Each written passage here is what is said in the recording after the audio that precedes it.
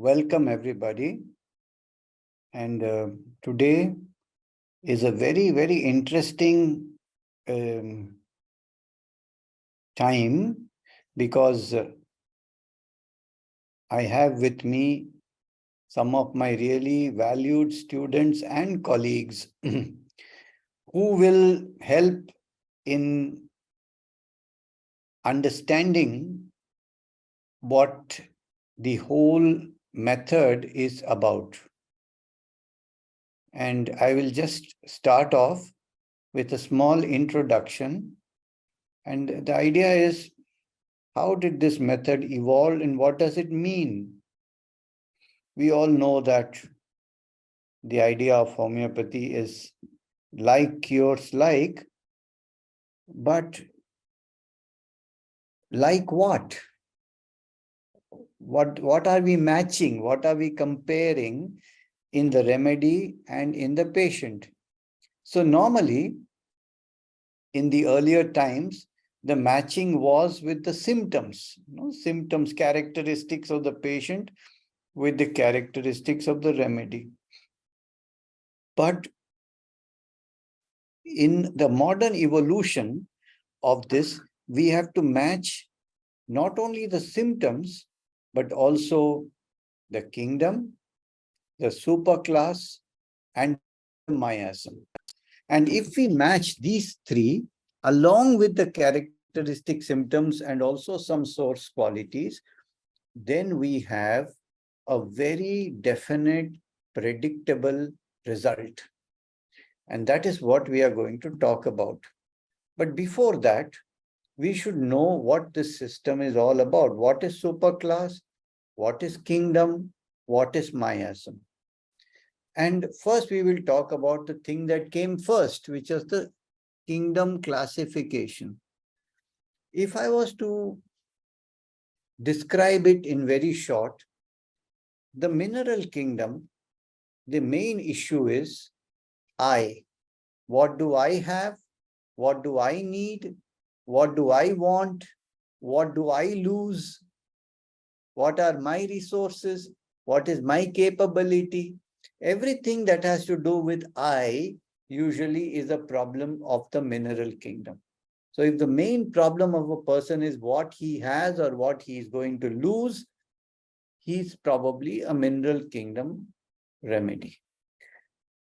Whereas if the problem is something affects me, his rudeness affects me, loss of money affects me, or something affects me, disappointment affects me, shock affects me, trauma affects me, stiffness affects me.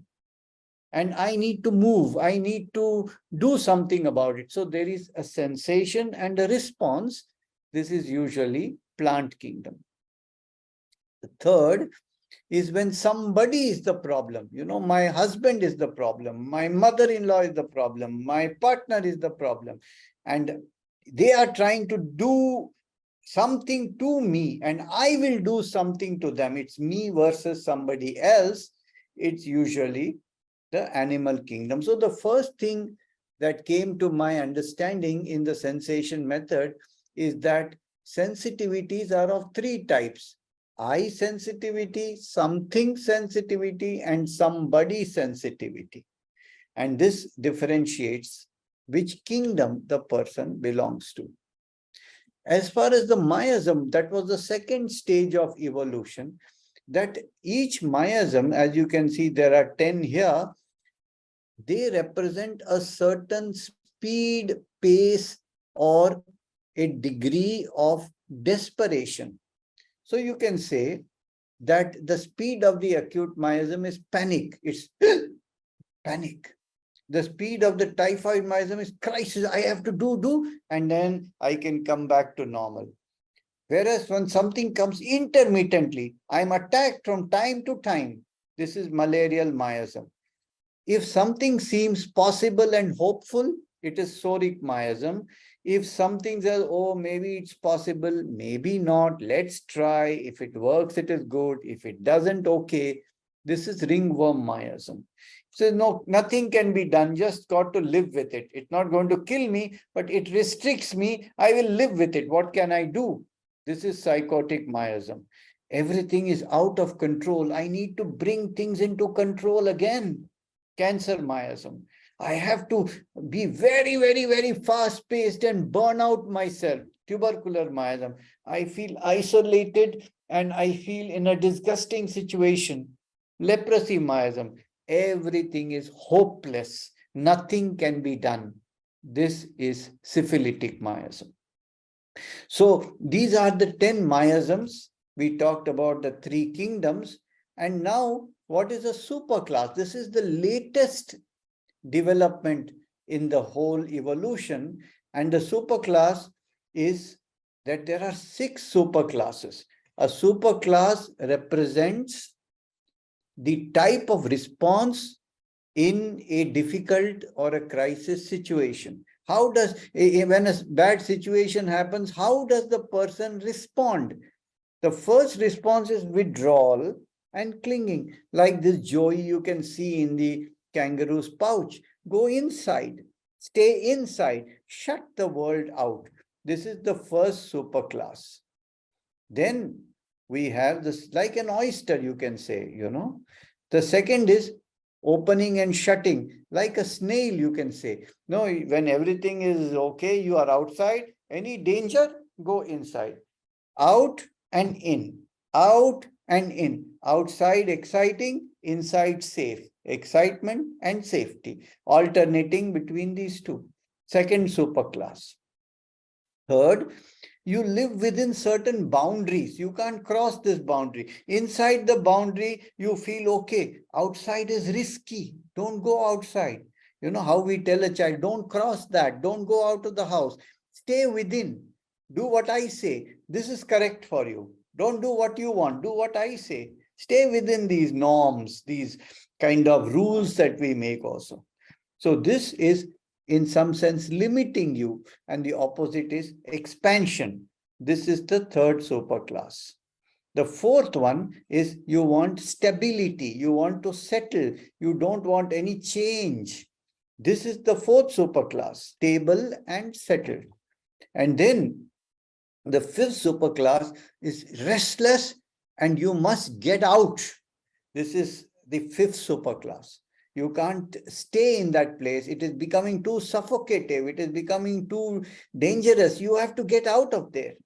So this restless and must get out, the fifth superclass. And the sixth is that there is violence and destruction. You have to fight. You have to be aggressive. You have to be dominating.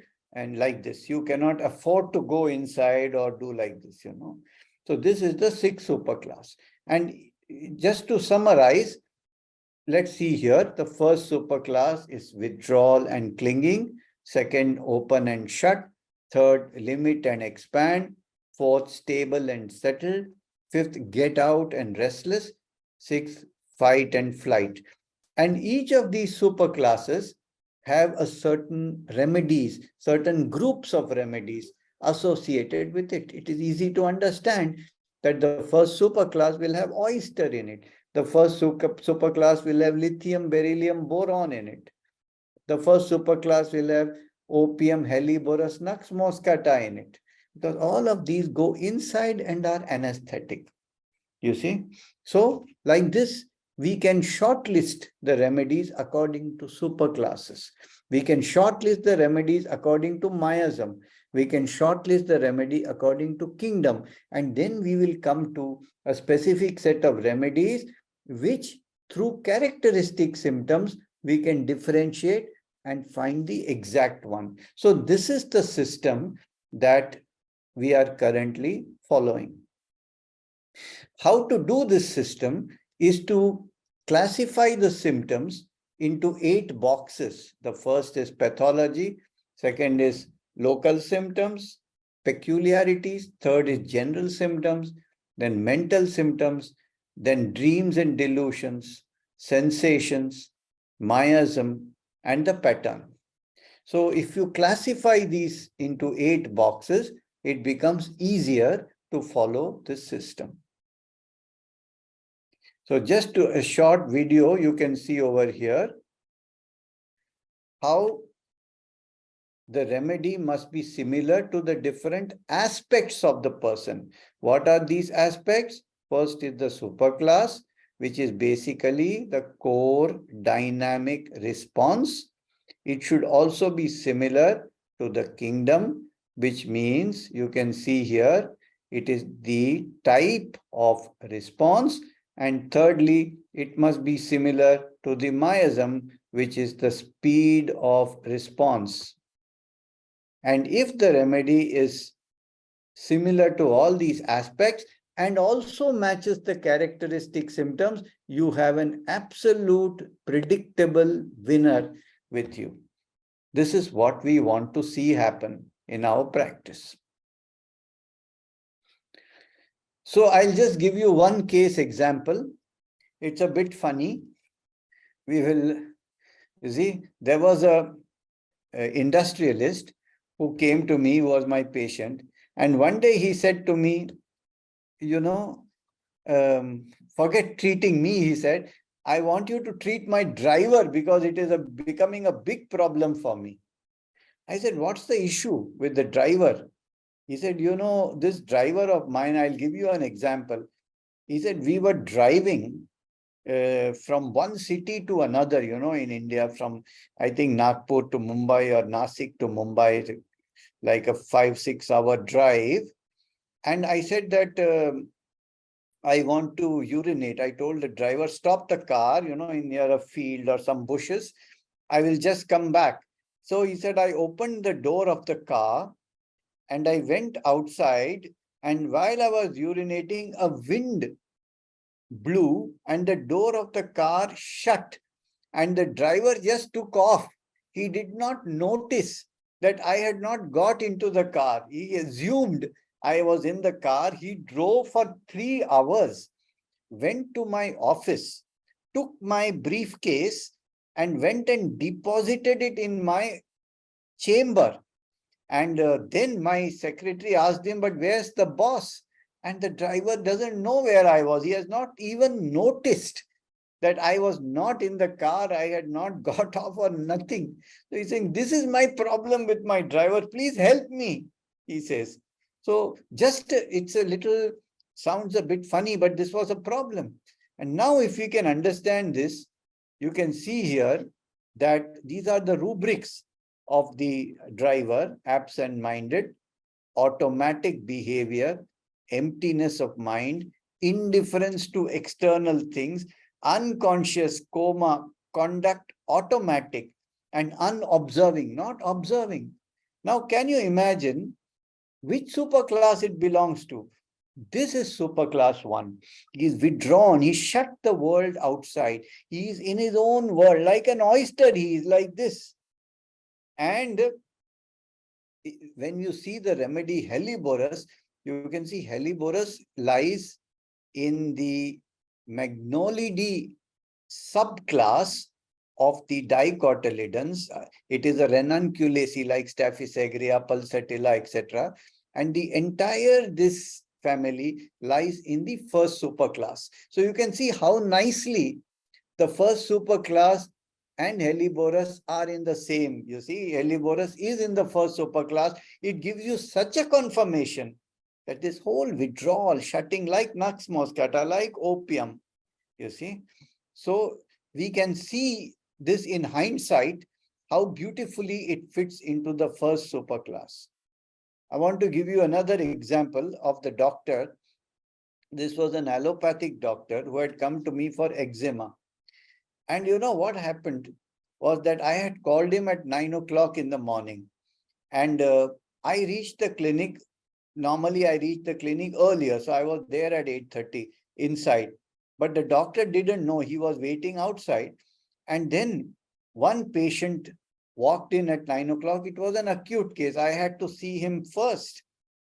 And this doctor got very, very upset. And my receptionist told me the doctor is just had an outburst and he's screaming and shouting and he got violent. I think he'll hit me. That we did not keep the time and allowed some other patient to walk in at 9 o'clock, you see. So I said, okay, no problem. Call the doctor inside. I said, tell me what What happened? What is your anger about?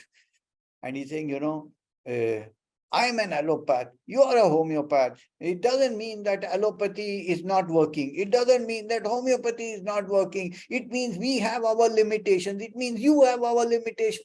Oh, I said, who is asking you all these questions, you see? So the main thing that emerged was that he was feeling very insulted, very mortified, very as if he has been insulted by me by keeping him waiting. And this was his problem in life. Everywhere he would feel insulted, mortified. And his reaction was very rarely to outburst, mostly inside, brooding, brooding, brooding, brooding, brooding, brooding. He had been brooding all the time before coming to me, you see. I am allopathy, he's homeopathy, he will do this, he will do all. He was, brewing his own story inside, not outside. And then, whoop, he loses control. And then it just comes out, it just bursts out. So this very interesting case, you can see here, delusion, he's insulted, indignation, and controlled or suppressed anger. This is staphysagria. And very interestingly, you see the next remedy here is chamomilla. The next is ignatia. Next is pulsatilla. So pulsatilla and staphysagria belong to ranunculaceae, whereas chamomilla and ignatia belong to the sixth superclass. Pulsatilla and staphysagria, like helleborus, belong to the first superclass, which is all inside. Everything is inside. Pulsatilla is inside. Very sensitive inside, plant remedy, very sensitive, very touchy, but everything is inside. Whereas chamomilla just will hit you, pachak, it's a very aggressive, violent. This is sixth superclass. Ignatia also can react very hysterically with convulsions, with violence also. So you can see here in this way with the kingdom, miasm, and superclass, here it's a sensitivity, very, very sensitive plant kingdom. And the miasm is control. Everything is control, control, control, and then goes out of control. So you can see cancer, miasm, and ranunculaceae family, and the first superclass, withdrawal and going inside. So all this confirms the prescription of staphysagria. First superclass, plant kingdom, ranunculaceae, cancer miasm, and the characteristic symptoms. So all the 5 aspects, it confirms staphysagria, and this doctor did beautifully well on this remedy. So things like that. I'll give you one more example, and then we'll go to some of my colleagues. I remember a long, long time ago, a lady had come and she had asthma. And what was her symptom in the asthma? The asthma attacks would come very suddenly, out of the blue. And then she would feel very choked, very suffocated. It was like just like this. And I asked her, describe this experience. She said, as if something was tight and tight and tight and tied round my, chest very, very tightly. And suddenly I would experience, and I would be suffocated and I would want to go out, you see, like this. So this was one symptom. And then I asked her, what does she do? And she says, I am a dancer and I am a dance teacher. I teach Bharatnatyam, Indian classical dance. And I said, what is dance for you? Oh, she said, dance is movement. It is freedom. It is movement. It is freedom. And like this, she was doing. I said, what is this? She said, this is the exact opposite of whoop, tight. Because anytime, any situation that stresses me, I feel tight. I feel tired. I feel like all over my body, not only my chest. I feel like this, and I need to move and to dance. So here you can see when we look at here, so what is happening? It's a sensitivity. Something happens to her. Everything is tight and it's not somebody. It is not I lose or lack something, but something holds me. It's tight me like this. Something, you see. This is plant kingdom. And this feeling of tightness, this tightness is a family. Which family? It's a Euphorbiaceae. And what is the miasm? Everything is sudden. It is acute. So what is the superclass here? It's getting out. I need to get out. Something is choking me. I need to get out of there. I need to move. I'm restless. You see, this is also fifth superclass in which Euphorbiaceae family is there. And when we look in the Euphorbiaceae, you see this sensation tied and untied, bound and unbound, and the desire to break free. You see, like this. And then when you can see all this in the book Insight into Plants, and when we look at Euphorbiaceae and acute miasm, you find the remedy Croton tiglium. And that is the remedy that helped her beautifully. You see, her asthma attacks went away with Croton tig. Now, when she came for a follow-up, I asked her, how are you doing? And she says, I'm so much better. I'm relaxed. My asthma is gone. I said, what about your dancing, etc.? How is that? She says, well, doctor, it's a good question you asked me. Because she says earlier, when I was teaching dance, I could not sit. I was so restless that instead of teaching the dance, I would start dancing myself. In Bharatnatyam, you have to sit and teach, tak, ta, tai, tak, whatever. They make this sound, you see. And then she says, I could not do it. I had to dance myself. So I was hardly teaching. And now, after the remedy, I'm not so restless. I don't need to dance so much. So I'm able to sit and I'm able to teach the dancing. And what a beautiful rubric you can see in the repertory. I'll show you. You can see here mind, dance, desire to. You can see on the top. And below that, rather than to attend to business. What does it mean? What's her business? Her business is to teach dancing. But what was she doing? Dancing. She was desiring to dance rather than attend to her business of teaching to dance. You see? And this was the symptom which I realized in hindsight. So like this, when we bring together the superclass, the kingdom, the miasm, the characteristics, the sensations, then you are able to appreciate a comprehensive all-round view of the patient and of the remedy. And your chances of success are significantly more than before. And to this, another thing if you add, which is source quality. If the patient mentions something about the source itself, sometimes it happens, not always, then your chances of success even further increase. So at this point, I would like to invite Dr. Shekhar to come and share a case.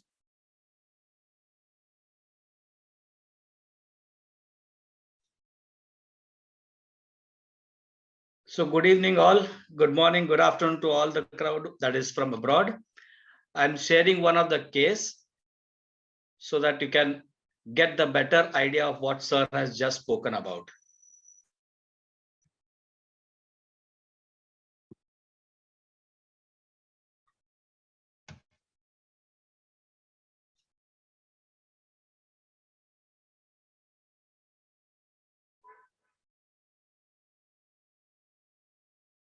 So this is a case of a 35-year-old female who has come with a complaint of depression and anxiety. Tell me all your problems. My biggest problem is my anxiety and my panic attacks. My panic attacks have reduced, but it's my anxiety that is causing me a lot of problem in everyday life. I keep thinking about things, like little things make me very anxious. Even talking to you, I was thinking, how am I going to talk to you? What am I going to say? Will I forget something? Just little things, they make me very anxious about everything. It has started like someone comes to my house, I'm very... So she is anxious about every small little bit of things. In her daily chores, whatever is there happening at home, every small bit of things she's very anxious about. Very anxious that I've done everything. Is everything all right? Am I going to, कोई problem तो नहीं होगी? There won't be any shortfall in anything. So I think about that a lot. We are running late somewhere. We have to get there by 7. Then I'm like, oh, we are so late. Should I message them? Should I call them? What do I do? So yeah, my anxiety is causing me a lot of problems. I can't sleep properly at night. I experience dizziness. I experience panic attacks, and then I wake up in the night, in the middle of the night, with palpitations. My nails are like really bad. Not nails, but the skin around my nails is really bad. I keep biting it constantly. I think I live in this constant fear ever since I've discovered that I've got a low pulse rate.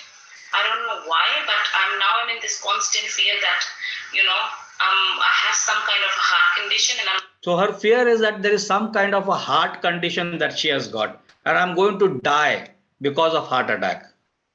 I'm going to die because of a heart attack. And I do have a lot of stomach issues as well. GPs here tried to give me all kind of medications, but nothing worked. And then they said it's mostly your anxiety that's not, curing it. So you'll have to do something about the anxiety to cure your stomach issues. Stomach cramps, constipated. I don't pass stool every day. Cold sweat. I don't sweat as it is, but whenever it is, it's like I feel like it's cold sweat. I've got constant pain in my left arm. Then I keep telling him my jaw is paining, my arm is paining. Then I get anxious, and then there is palpitation. Then it becomes, my symptoms become even worse. I like routine in my life, and I want everything to be very predictable for me. I don't want things to change. Like all of a sudden, I can't handle those changes. I need to know when. So she can't handle the things all of a sudden. And she needs to know everything well in advance. What is going to come up next? What is going to happen next? All this she wants to know it well in advance. In advance, what's going to happen next? Who's coming to my house? Where are we going? How many people will be there? How should I dress? What should I wear? How should I look like? All of those things, I think about them a lot. As soon as I leave work and I sit in the car, it's evening, my anxiety starts. Because I know I'm going to go home and all of these things are going to happen to me.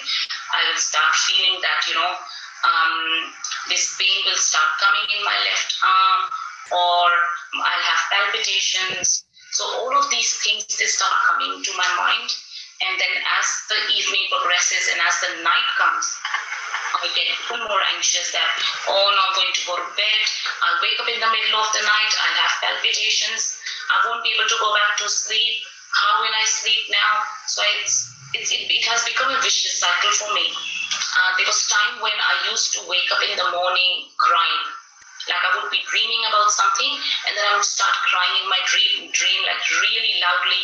Then he would wake up, and he would have to wake me up, come out of the dream, and then even after waking up, like I would continue crying really loudly, and then he had to calm me down. I don't know. I just get anxious about little things. I've become very stubborn lately. Like really adamant about things. If I've said something, I'm like, no, this is how we are doing it. This is how it's done. And this is the only way it can be done. There is no other way. Just 1 minute pause. Yes. So very good. Dr. Shekhar has brought a beautiful case. Now, if we look at it a little bit from the superclass point of view, what can you see? She says, I want things to be done exactly like this. Correct. I don't want any change in my life. I want to do everything routine, everything same. This is the idea of the fourth superclass, which is stable and settled and don't want change. So you can see here this superclass. Now let's look at the kingdom. What does she say? I am not able to handle it. I cannot do it. I don't have the capability to do it. You see, if I was capable, there would be no problem. But I am not able to handle. This I is the idea of the mineral kingdom. I don't have it. So here we already have an idea. She needs something from the fourth superclass, from the mineral kingdom. Now, fourth superclass in the mineral kingdom is the fourth row of the periodic table, Kali, Calcarea, and other remedies.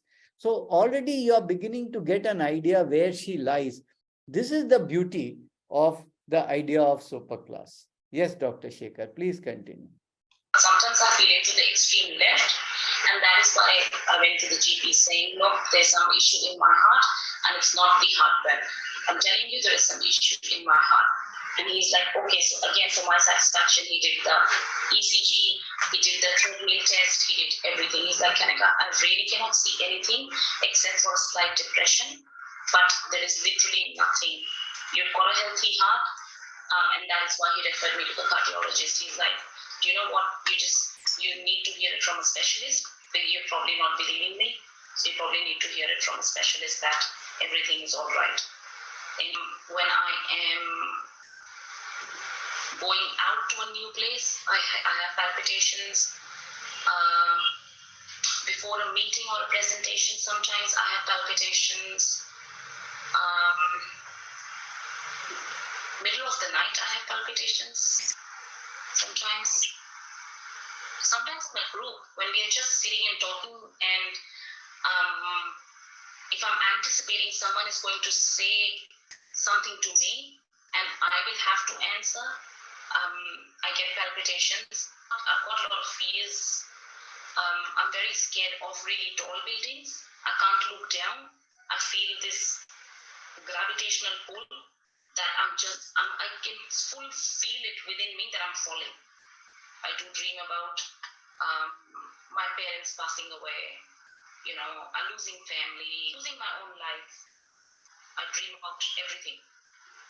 Quite a few times I've dreamt about losing one parent, not both the parents at the same time, but losing one parent, and then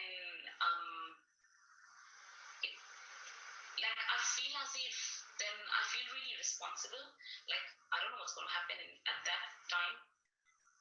But I do feel that, I'll have to be a really strong person, and I have an older sister to look after, I have a younger sister, I'll have another parent. I need to plan where that parent will be, what's going to happen to that parent. What will happen to that parent losing the partner? Completely broken. Completely broken. So losing the partner will be, the feeling will be of completely being broken down. Yeah. Describe that. I guess a lot of grief. They feel quite lonely at this age, losing the partner. What will be the state of mind and body? I guess the anxiety kicks in straight away. That how I'm going to manage everything on your own. How am I going to manage everything on my own? How are you going to deal with everything on your own? Probably shivering, trembling, passing out. Fainting maybe. Fainting maybe. Yeah. Didn't follow this. How am I going to deal on my own? Always dependent. I'm very dependent on him for everything. So I'm very dependent on him for every small bit of things. Gives us the idea of the first column from the fourth row. I go to him for everything. I talk to him about everything that's going on in my life, or how am I feeling, my health, my worries. And the issues about health, the issue about daily chores, the fourth row issue. My worries, yes. But my health, he's just there for me. I know that, I turn around and he's just there for me always. And turn around and he's just there for me. For every small bit of things, I am so dependent on him. To have that feeling that when you turn around and that person is not there anymore, to hold your hand, to tell you that everything is going to be okay, to tell you that, I'm here for you. That's what I mean, how will you deal with everything on your own? Half of the things I don't even look into half of the things. I'm like, yeah, you're looking at it, okay, don't worry, I'm not bothered, I'm not bothered. So I'll be like, yeah, what do I do next? I think what I mean by saying that is like I said, a lot of, he's my partner, he does a lot of things. We share responsibilities. And it's not just responsibilities, it's just him being there. It is just about him being there physically and emotionally. So dependent I am. Physically and emotionally for me. And to see him not being there will make a massive difference. And him not being there will make a massive, huge difference. Who will I go and tell my worries? Who will I go and tell how am I feeling in the middle of the night? Who will I wake up? I can't do any of that with anybody else. You said, how will I be able to bear it?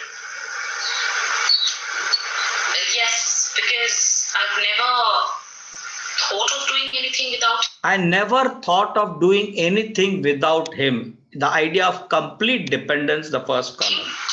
So which means I'm not prepared, to make a decision without him being there, to not discuss with him things. Yeah, I think that's what I mean when I say that. I don't know how will I bear the loss. And him not being there would make her cause completely cold, shiver, collapse, fainting, which is the carbon aspect of the case. And so therefore the remedy given to her was Kali carb 1M potency. Thank you, sir, for giving me this opportunity to share this case for the super class and subclass understanding. Thank you so much, Dr. Shekhar. Do you find the superclass idea helpful in practice? Yes, very useful, very, very helpful, because that has really simplified our understanding now. Previously, you would not have a lot of problem. Why not animal? Why not mineral? Why not plant? Having the similar thought, for example, from the mollusk and the second row of the periodic table. So now with this superclass understanding, it has now filtered everything so nicely and so beautifully that we can now come to a real conclusion of understanding and being sure about what we are doing. Thanks a lot. And just for our viewers, I am quite sure that the follow-up of this case was really very, very good. Yeah, the follow-up was very good and she really came out very well. And now she's off with any antidepressant, anti-anxiety remedies and living a very healthy and happy life. So nice. Thank you so much. Thanks a million, sir. Yes, yes. So, yeah. So you can see here, the ideas of superclass. I want stable, I want settled, I don't want to change, I don't want to lose anything. This is fourth superclass. I am so dependent. I don't have capability to be on my own. This is mineral kingdom. And the miasm is soric because I have a solution. What is the solution? My husband. This is soric miasm, that there is a solution to the problem. I find a husband and depend on him. That's it. So when you get all this together, and of course the rubrics, fear to be alone, anxiety about trifles, all of these beautiful symptoms of Kalika, when you put all this together, you have a sure shot winner. I'm going to ask Dr. Paresh to share his case. Thank you, sir. So, good evening, good morning, and good afternoon, friends. I will share my screen so we can see the case here. Okay, so it's a case of psoriasis, and this gentleman had very extensive psoriasis, very, very extensive. It was on his forehead here, nape of neck, ears, behind ears, hands, back, completely back was full, his chest, abdomen. So very, very extensive psoriasis. And it was there for 10 years. But what was important was how he started. So when I switched on the camera, so he said, "Are you recording it?" I said, "Yes." I explained him why. So he started, 40-year-old male, main complaint is psoriasis for last 10 years. This is exactly how he started. So for us, this presentation itself, the way he starts his case, this itself is very important.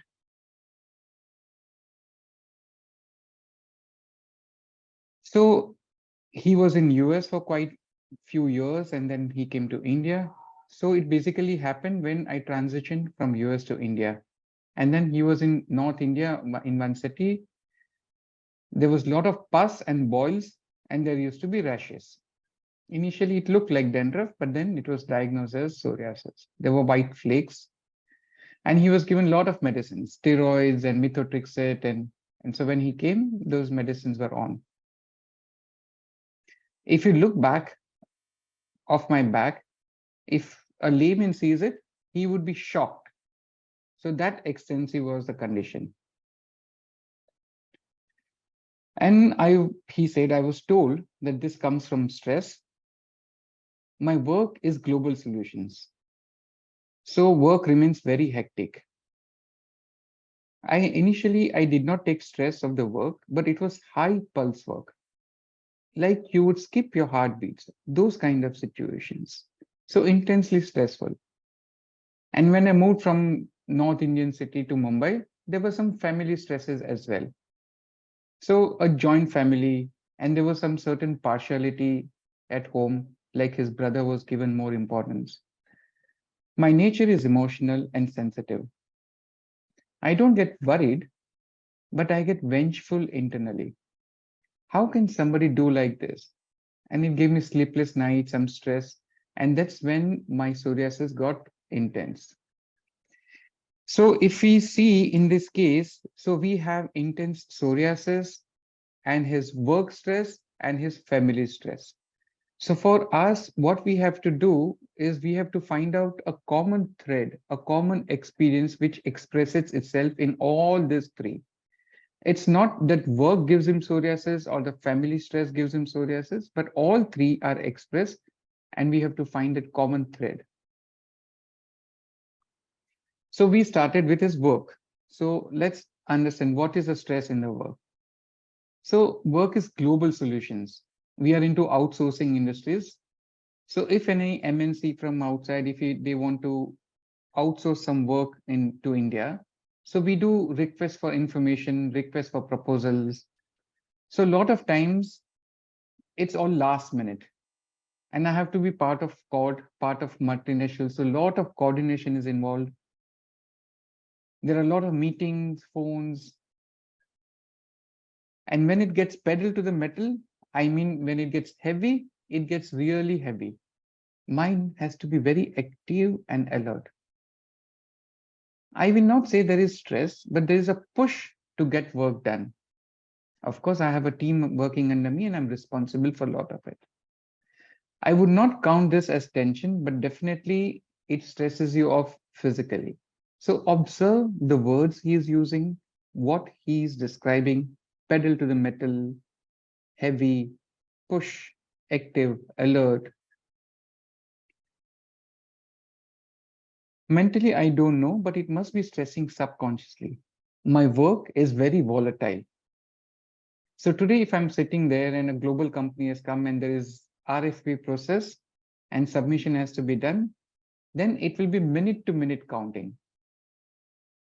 What's the stress? It's continuous, monotonous, and repetitive work.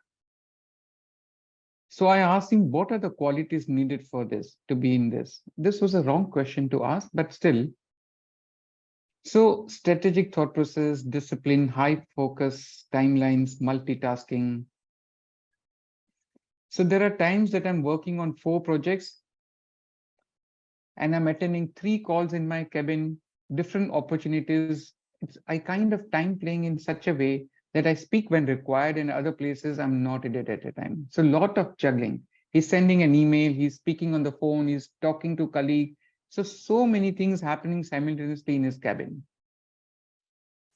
It tires you off sometimes. Plus continuous laptop use. More than stress, I would say it wears me out physically and mentally. Not 365 days, but 200 plus days in a year. Because on holidays also you are working.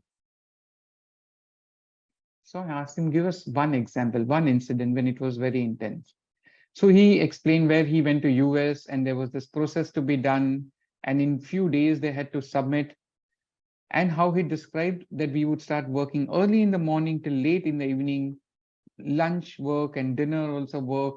So I would say pedal to the metal, continuously explaining solutions to someone, meetings, emails, talking on the phone.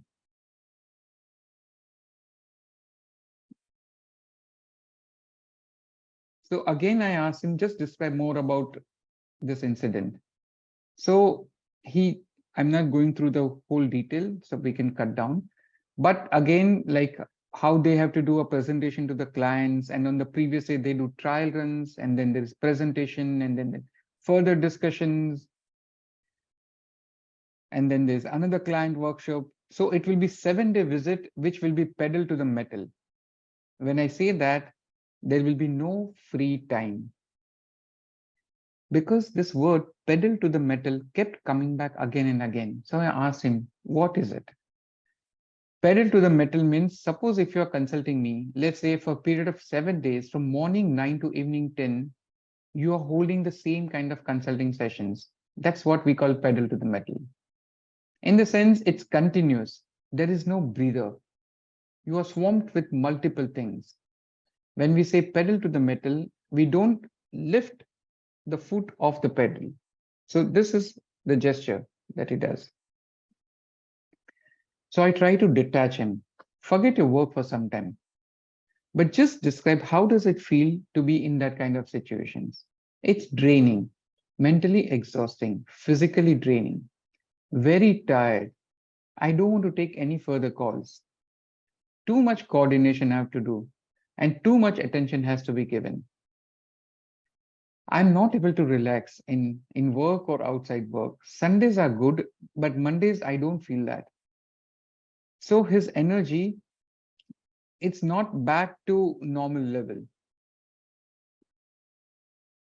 How is it to start from zero? To start from zero means I have not focused about it throughout. To start from zero means I mean energy levels or the stress level. It's just stress is just building, building, building, building, building.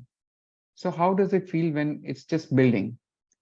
That phase is very exciting. So that phase makes me very exciting. It excites my hormones. It kind of motivates me, and I'm able to push more and convert it into a win. It's a fun process. So to speak more about this hormones and pushing, and it's adventure. It pushes me to work more. Somewhere I feel I would relate it to the horsepower of the car, like a sports car. When you push an accelerator, it goes from zero to very high. Initially, this is a stage I'm in. My energy levels for 5, 6, 7 hours remain the same. While I'm at it, I feel more motivated, more encouraged to push through. There are a lot of people who feel satisfied doing just 2 hours of work in a day. And there are people who feel satisfied after doing a lot of work in a day. And I get satisfied when there's a lot more work done. I feel that pulse, feel that motivation, some level of kick, I don't know. So I said, just talk about the sports car, horsepower of the sports car. And he talks about Ferrari. It goes from 0 to 100 in 5 seconds. And that's where I am when I start this. This is exciting piece. So it goes from 0 to 100 or 0 to 70 kilometers per second in just 2 seconds. And then it sustains that speed. What's that experience? It's goosebumps. It's motivation. It's a feel of power, agility. It's that you are onto something. That's the feel it gives. That's the feel of consistency if you're driving for 3-4 hours. Consistent speed. Every time you do it the same. And then we went to the other sphere, and that was family. So now the experience that we saw in the work stress. Sorry. So we have to see how do we get the same or the same part of experience in the family as well. This was a challenge. So I was quite upset about it. I started to lose my sleep. I'm a kind of person, a kind of relationship I have with my father. So So just to cut short, his relationship with his father was not very communicative. In last 40 years of life, 40 years of life, I have not gone and cried on my father's shoulder. I've not shared my problems. That's kind of thing. And then he couldn't speak much about the family thing. Then we went to interests and hobbies, and he spoke about movies. And he spoke about some movie which again involved family politics.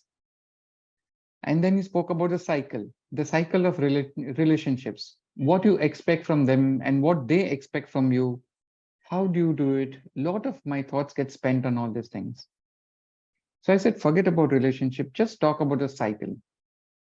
Cycle means, I mean, people's relationship, people siding by each other and showing another person. Same old thing. People taking wrong calls in life, blaming the wrong person, people ganging up against people, all this normal cycle that normally happen, which I sometimes tend to relate myself with. And so what is it about ganging up?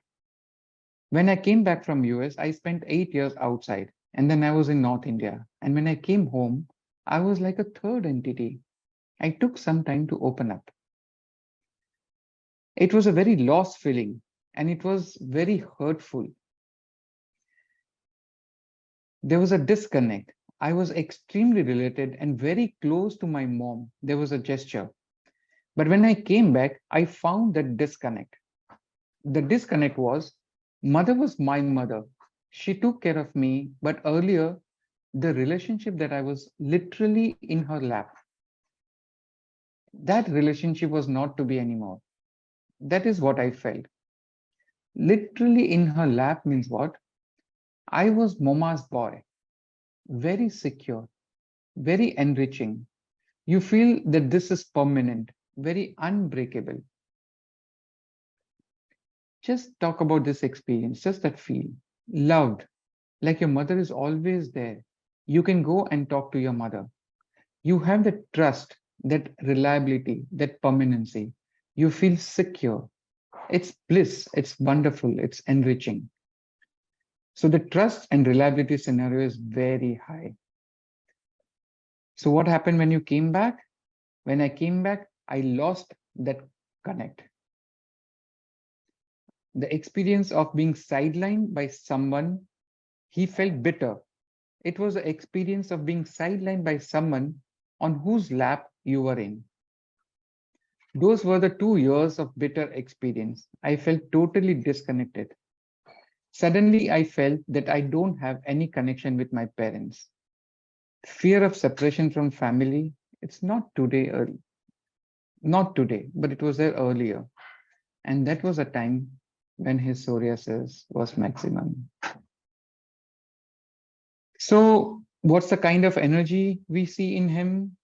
Very high energy, industrious, pace, push, high pulse, like you skip your beat, pedal to the metal. And the exact opposite, which is tired, it wears you down, exhausted, your energy comes down to zero. So of course, from his description, his way of description, if you see the issues, how he perceives the issue, his experience, you can very clearly see the kingdom, mineral kingdom. Now the question comes is which is the row of periodic table, whether it is row 1, row 2, row 3, which row are we talking about? So this is if you look at the mineral kingdom, this is explaining the experience of row 2 of periodic table. And the remedy that we are talking about is carbon. What is the experience of row 2? Where the person wants to be a part of mother figure, wants that support, that dependence, that connection, that warmth, that trust, that security and stability that mother offers.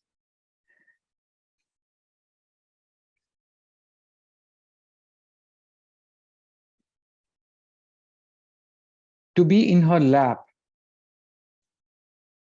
And the source words which he spoke about, volatile, like being in a sports car, horsepower of the car, pedal to the metal. And all this brings us to the remedy petroleum, but rather benzene petrol. It's a gasolinum or benzinum raffinatum. It's the petrol that we fill in our car, it's the gas we fill in our car. That is, and he speaks about the energy, the push, and that's the part of the carbon, because carbon is the energy. Whether we talk about food, the carbohydrates, proteins, and fats, or we talk about the petroleum, which is the source of energy. And all these carbon remedies, the energy carbon remedies, shows us this high push, high energy, industriousness, or the exact opposite, exertion. That's the case. But the change that appeared in just 2 months' time, his psoriasis started going down. And within few months, his psoriasis completely disappeared. We discontinued all the medicines. But the most beautiful part was he became very calm. His state, which was at this high pace, became very, very calm. And this is very obvious in a video. Unfortunately, I'm not showing the video here. But and when we asked about the family, so he said that after speaking to you over a period of time, what has happened that I stopped bothering about the family issue. And suddenly the family also changed. So this is the change that happened in him. So this is the proving showed a strong tendency towards hurry and acceleration. There was an urgency, heedlessness towards reaching his goals. This characterizes most of the homeopathic remedies made from fuels. So Yeah, this, yeah, Dr. Paresh, wonderful case, and thank you. very beautifully we saw the two qualities of very high energy and exhausted, and secondly, the great, dependence on the mother to be in her lap, etc. It's very nice how these two come together in carbon. What I wanted to ask you, you exhibited a lot of different skills in doing this case. For example, the skill of case taking, for example, finding the common thread, for example, the study of the periodic table and the kingdoms, for example, maybe even repertorial rubrics and provings, the study of source qualities. So you use several aspects in order to now many of our viewers today, some may be beginners, some may be advanced practitioners, etc. But can you say a few words about how these can be learned? Because I know that it has been a journey for you, you used to assist me long, long ago in the Yes. past, and it has been a development. So, what I want to say is that doing cases like this requires training in all these different aspects. It is not something that can just come overnight, but a very systematic training. Yesterday I was watching an interview with the sitar player Ravi Shankar, and he was describing how the initial years of his training happened, so systematically, So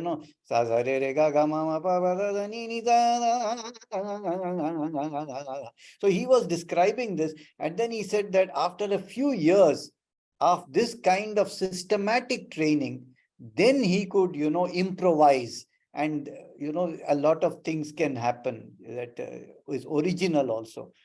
And that's one of the reasons why we started this master class, and that they can have a very, very systematic training from the beginning to the current moment. Do you have any words to say about this kind of training? So, sir, homeopathy is experiential. And as you spoke about the music and the sitar, is when you see it happening, even if I would attend 100 lectures, I would read a lot of books, that learning is good, but when you see it happening right in front of you, when there is an experiential learning, like for me, when I was working with you way back in 91, 92, 93, that was the best experience for me. And seeing you in practice or seeing other teachers and seeing cases after cases, how you solve it. So this kind of learning is the best way of learning, that I would say, that experiential learning. Wonderful. Thanks, Paresh. Thanks very much Thank for you, that. sir. Thank Yes. you. So I invite now Dr. Prajakta.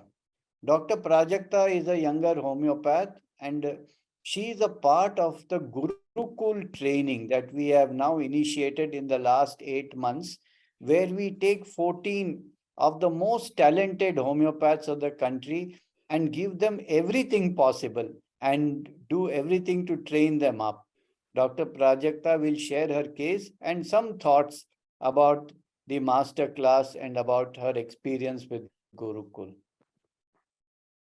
Yeah, thank you. Thank you, sir, for giving me this opportunity. And good evening to all other teachers and all of you here. So I'll just start sharing my screen.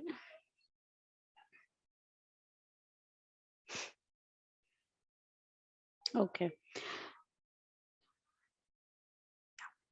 So this is a case of multiple complaints.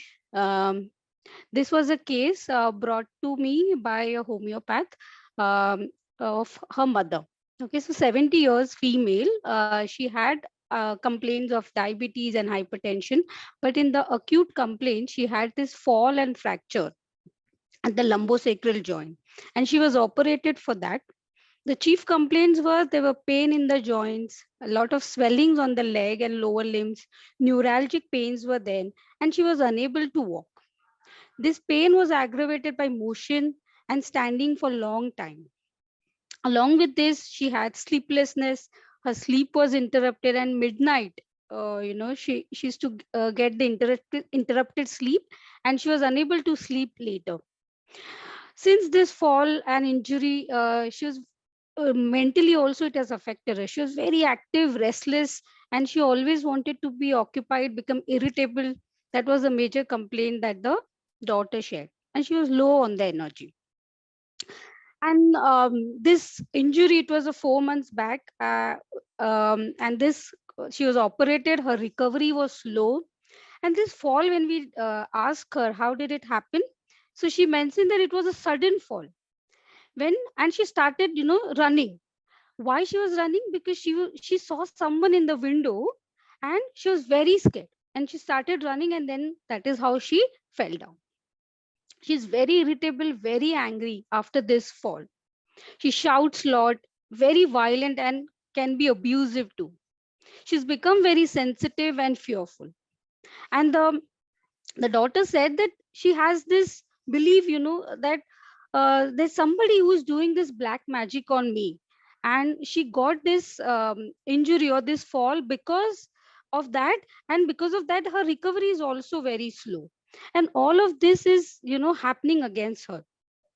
And she also mentioned that she had some disputes with the family, like the grandfather's family in the village, and she's not in good terms with her. So she thinks that this has been done by them, or she's been done some black magic. When we inquired for the nature, she said she's a very dominating. You can't talk to her in a loud voice in front of her. There are a lot of mood swings are there. Sometimes she's talking very nicely to you, and sometimes she will you know suddenly she'll start blaming others, especially her husband. And she feels that husband is not giving me attention. She feels very lonely and isolated. He's uncaring towards me. She is a very religious person, so she has in her rooms everywhere these the pictures or of deities and gods, different kinds of god, and she keeps on praying to them. She keeps on reading their books. She also feels that there are neighbors who are doing some black magic on me, so she's not allowing them to come inside the house, and she always keeps the door very like closed and very scared of them. Very impatient by nature. Loud sounds affect her, and the anger is so violent that she can even hit herself, or can pull hairs. She can become really very angry. She cannot tolerate contradictions. One side she is very sensitive, and other side, she can be like violent, angry, but other side she will be like very caring for the maids and the drivers and all. She'll go out of her way to help them. Very intuitive. So she had described one event where she actually predicted the attack on father. So the father is a big name, in a politics, and she had intuitively said that he's going to get attacked, and actually that has happened. And she also had some history of some there are some bad things happen with her, and that also she had predicted. And she believes in this, that if people come home from outside, there's definitely going to be some sickness in the family or to me. Very strong personality. She can't stay alone. Very scared of dark. Can't go alone anywhere. Very talkative. Like in the morning she become very hyper and keeps talking. And very religious. And if upfront, if somebody says, she doesn't like that. She's scared a lot. If then she start talking a lot, and the talks are very irrational. She believes that she talks about this witches, she talks about ghosts, that as if there's going to be an attack, there's going to be a she's going to be get possessed. So all of these, the talks are like, she talks very fast and also very senseless. And there is these polarities. Sometimes she's very island, she's very sensitive, very compassionate, and then you will not be able to recognize, suddenly there is a change. And then we spoke to the patient, and she said that I should walk immediately. So her main concern, I should walk immediately, my recovery should be fast. And that she also mentioned about this fall, that if I saw somebody in the window and I was very scared, and then I started running, and then I fell, and it was so sudden. I felt, and then I didn't know what to do. I didn't even remember how will I go to hospital. I wanted to get up, but I could not. Before this fall, I was very active. I worked for so many years, and I wanted to do all the things by myself, and now I am at this situation, so I want to recover fast. There is this sleeplessness at night, and evening I start feeling this this kind of feelings more, and that is how sleeplessness also sets in. Also complained about the husband, that he never paid attention to me. I felt there was nobody for me, and I was alone. I was completely doing all the things. I believe lot in God, and I also feel there are witches and ghosts who are going to come and attack me. And because of that, my recovery is also very slow. And she has this belief that my goddess, there are some footsteps have arrived, so it is like an you know a blessing of a god that I have. Morning there is this anxiety, a lot of anger, and she loves cleanliness, very fastidious, wants things at like proper level. Fear of dark, fear of death. She had this physical generals of lemon, which she really likes, but it aggravates. And the dreams that she gets of temples, snakes, nightmares, and animals. So, with this case details which are available, what was very clear to me, because of understanding of these super classes, which we've been doing in this Gurukul session since last 6 months.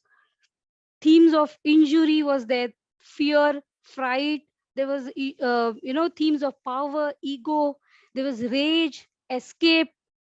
We saw that she was scared and then she was running. This was like, she was scared and then she was running, fight and flight kind of a reaction. This was a main response that we saw in all the aspects. And I was very sure of this 6 super class, which has all these things. And this happened with our understanding in Gurukul sessions about these super classes with Sir. And when we see this super class as a clarity, then we narrow down our search. And then I started saying, what is the kingdom in this, and we see there's a lot of sensitivity and reactivity. There are these polarities which is there. Okay, so we are very sure of the plant kingdom. And now after this, uh, 6 superclass with the plant kingdom, the subclass 6. So we have to, narrow down to a asteroid group. And now from asteroid group, which is the family that we want to, look for. So what we saw in the case was there was fear of dark, the other world, fear of dark, ghosts. She was talking about witches. She was talking about sleeplessness. She was very delusional, religious. Yeah, so it gave an hint of idea of a family solemnity, right? There were a lot of imaginary fears also over there. So I started looking a remedy from 6 superclass, from subclass 6, and then family solemnity, which remedy to give, right?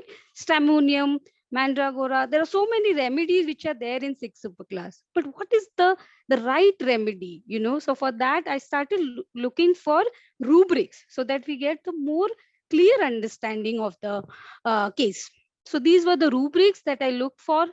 Company desire for clairvoyance, contradiction aggravates, delusion that she's possessed by a devil, religious delusions, dreams which are very frightful, nightmare, very fastidious, fear of witches, and then generalities of lemon aggravate, physical complaints also, the swelling, pain, which was her major concern, right? And the anxiety.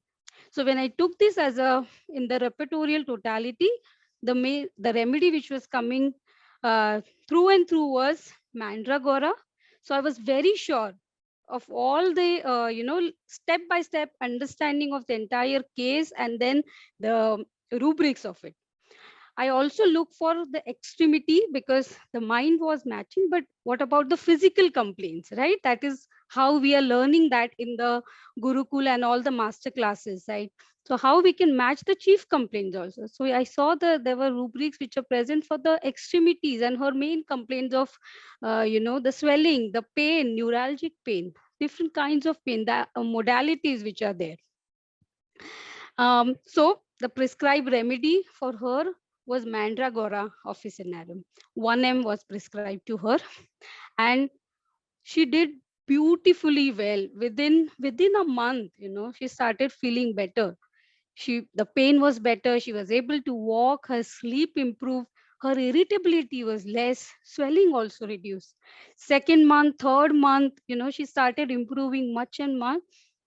She started doing all her work. Her anger reduced. She felt more calm, and she started listening to other people what the daughter said, and she was doing much better. And now recent follow what I saw, that the daughter said this was a beautiful thing, that she's not too much obsessing with the rituals for the god. She's taking it little lightly, and she started going out with daughter's support, and her anger also reduced considerably. So it was a wonderful cure, or the result that I saw. And then these are some remedy notes from Massimo. There are a lot of fears and there's a lot of delusions which are there. This is the reliable reverse repertory. So to see what are the rubrics that a Mandragora covers, and with the patient also it matches. There were so many rubrics which are there. A lot of delusions, anxieties, and other thing which were matching.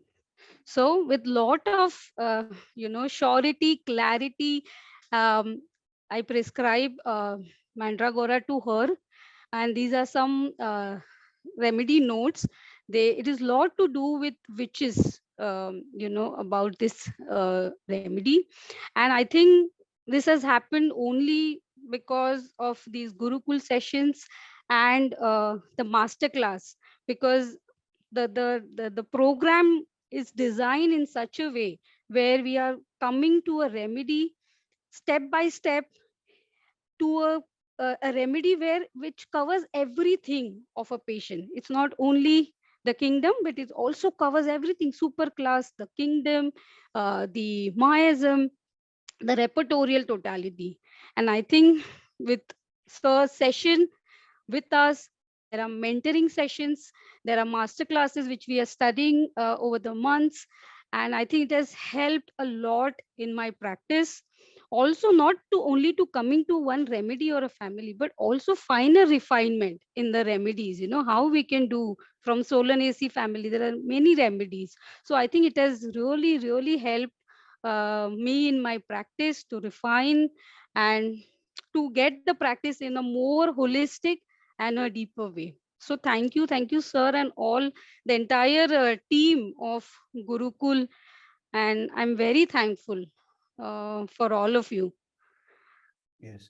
Thank you, Prajakta. That was a beautiful case. And Mandragora also is in the leprosy miasm, Leprosy, which yes. is, yes, which is also shown in the case as being isolated, as being distant, etc., etc. So I really want to thank all my colleagues, Dr. Shekhar, Dr. Paresh, Dr. Sunita, Dr. Prajakta, and all the wonderful people, and Dr. Kirti. Some of them couldn't speak, I'm sorry, but I loved their cases so much. I want to share them with you in the next webinar, whenever that happens. And thank you, Kyle, for hosting, and all good wishes for Homeopathy Day tomorrow, and for all my best wishes for good learning, systematic learning, and great practice.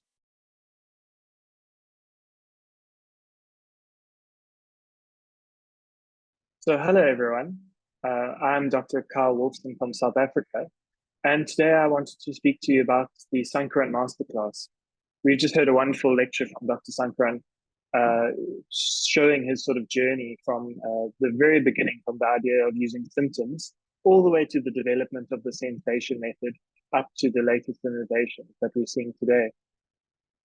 And we wanted to talk about the Sankaran Masterclass specifically, because this is a way that we can, you, the participant and listener, can reproduce this journey. You can learn, along this very same path and follow this path yourself, learning step by step, as Dr. Sankaran did. Secondly, there are many modern contemporary teachers and thought leaders out there today who are really leading the charge in homeopathy, and who we all know and love to learn from. And a very large number of them learned themselves at the feet of Dr. Sankaran, learning the same sort of journey. So the idea behind the Sankaran Masterclass was to make this sort of learning and to reproduce it in some sense, so that we could all have the same experience, so that it's available to everyone, that you too have a chance to become a master by following the same sort of systematic learning approach.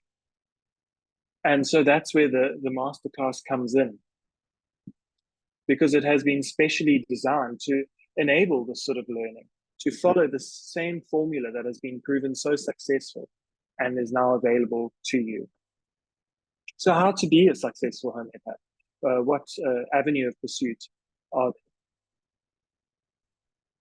there? So the Sankaran Masterclass currently is made up of 5 levels, and we've broken the knowledge up stepwise into these different levels. So there will be level 1, 2, 3, 4, and 5. And it basically goes from the very fundamentals all the way to the latest advancements. So level 1 is the breakthrough. Where did it all begin? It began with the principles and the philosophy of homeopathy. The basics of materia medica, repertory, and philosophy in the organon. So this is what Dr. Sankaran deals with in level 1. So throughout the masterclass from level 1 to 5, there are about 185 hours, a bit more than that, of lectures. And these lectures are comprised of both theoretical elements, which is followed by case examples from Dr. Sankaran. And it's only Dr. Sankaran who's teaching as well, which can be very important. So in level 1, we see this sort of the fundamentals. Then in level 2, we call discovery, because this is when Dr. Sankaran had started making his first sort of discovery into the idea of the system. He started speaking about miasms, about the levels of experience, and also about different case-taking techniques. Then we go into level 3, which was the idea of innovation. So taking the idea of system further, going into the different perceptions of the kingdom. So we have the animal kingdom, the mineral kingdom, and the plant kingdom, and really going in depth into these different kingdoms. So we look at the sub-kingdoms. So we see all the different families in the plant kingdom. We'll see the different rows of the periodic table, and also the different sub-kingdom of the animal kingdom. So the groups like the mammals, insects, spiders, snakes, etc. Then level 4 is integration, because what we've done is we're taking all this system knowledge and concepts, and we're showing you now how do we integrate it into a practice, and especially into difficult areas of practice, such as maybe pediatric acutes. And how do we have a sort of synergistic approach with the symptom and the system? So it's bringing it all together. And it also has some very practical aspects, such as posology and the art of a follow-up. And then there's the 5th level, which is specialization. So here we're dealing with the latest information. So we've taken all the ideas previously of the system, and now we've added on that extra bit of depth, really, in terms of the superclass approach. So it's a much broader overview of the whole system, and as well as some things like the WISE processes, which are extremely useful to us in getting to this knowledge, as well as being a very helpful therapeutic tool. And these include a lot of case examples showing how to use these approaches, which are very important.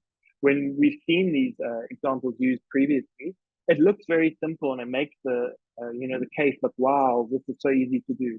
But behind that simplicity, there's a lot of knowledge needed, and the way of applying it needs to be learned thoroughly. And you can do that. It's not difficult, but it needs to be done through systematic learning, like in this course, and especially at this level. So what's great about this course is it's very customizable. So depending on your own level of experience, you can take it up. So you can either do it level by level, or you could buy the entire course. You could buy level 1 to 5. Or if you're very familiar with the fundamentals and the earlier concepts of the sensation method, you can start on a more advanced level if that's what challenges you and stimulates you and is what is needed. If you wanted to find out some more information about the course, here are some of the contact details. There's some phone numbers you can WhatsApp. There's an email address, and also the website where you can register for the course as well. So we would really request you to be in contact. Bring us your queries, any doubts you have. We'll answer them as best as we can. And also, once you've entered and registered with the course, we're also always available for any questions you have about the content that you have.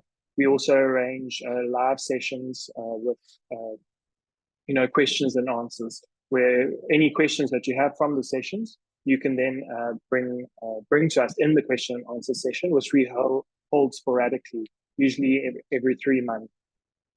And Dr. Sankaran will come live and answer those questions.